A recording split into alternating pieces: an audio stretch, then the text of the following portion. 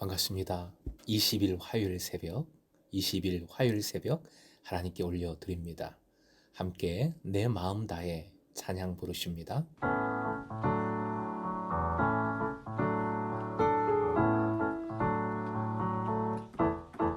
내 마음 다해 주 이름 찬양해 주 사랑 깊어 말로 다 못하네 주 앞서가며 길을 만드시네 오직 내 갈망 영원히 주 찬양 내 맘에 힘이 되신 주 영원한 빛이 되신 주 내 모든 호흡이 주의 행하심 찬양해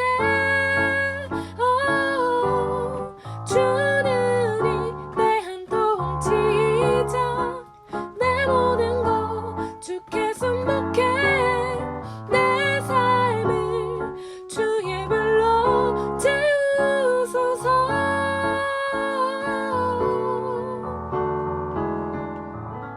오늘 말씀은 마태복음 17장 9절에서 13절, 9절부터 13절까지의 말씀입니다. 함께 읽겠습니다.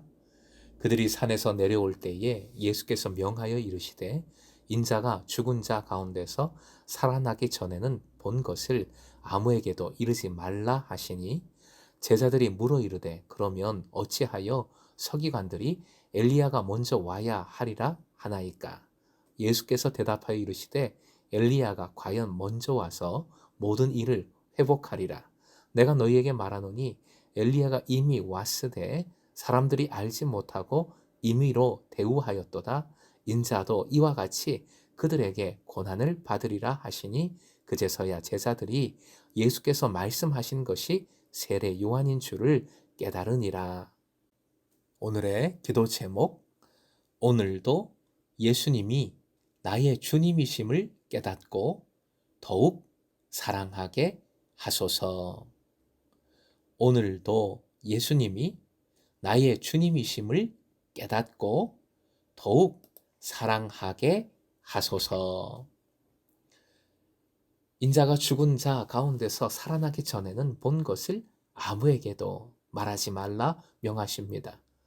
본 것이라는 것은 변화산 사건을 의미할 것이고 살아나기 전에는 원어를 살피면 일으킴을 받기 전에는 이라는 뜻입니다.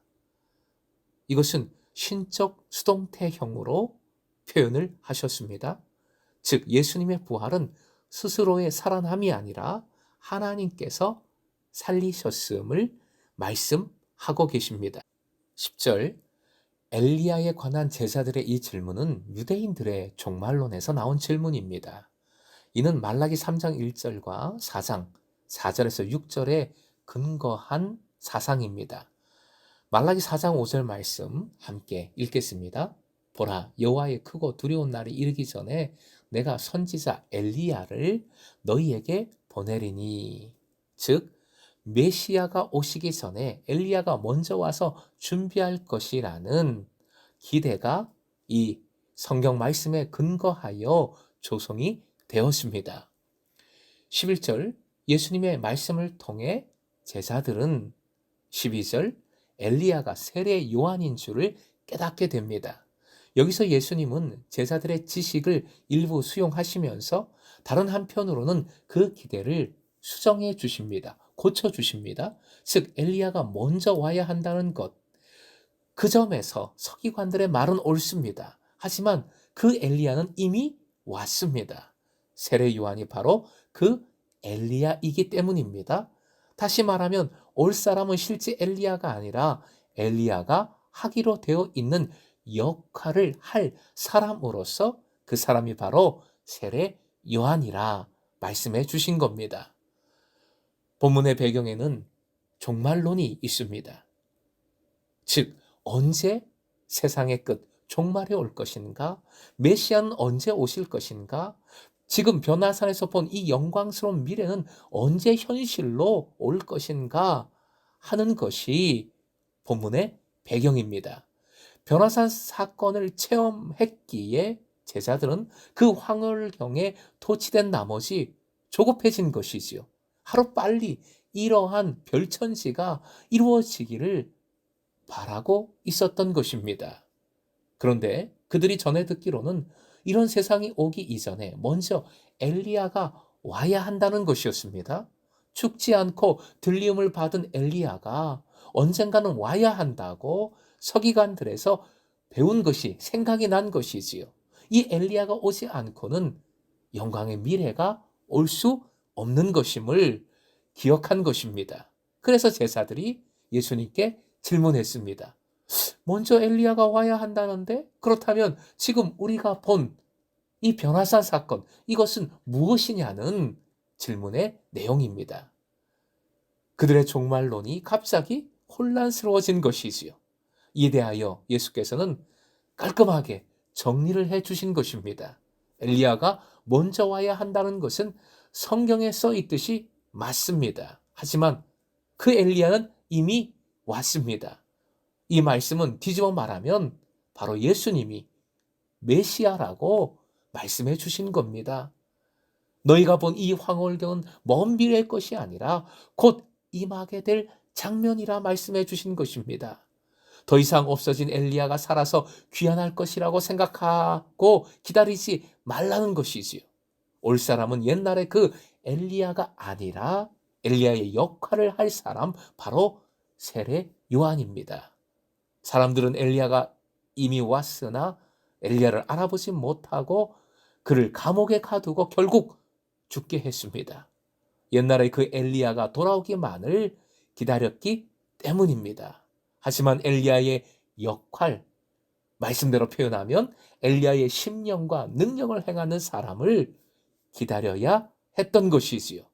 말씀으로 확인을 해봅니다. 누가복음 1장 17절 같이 읽겠습니다. 시작.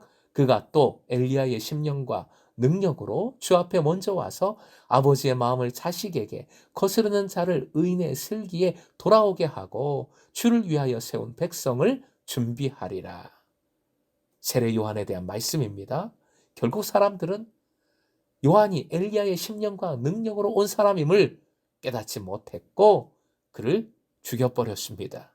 그러니 예수님이 메시아라는 것을 몰라볼 것은 당연한 이치입니다. 따라서 예수님도 세례 요한처럼 고난당할 것입니다. 죽임당할 것입니다.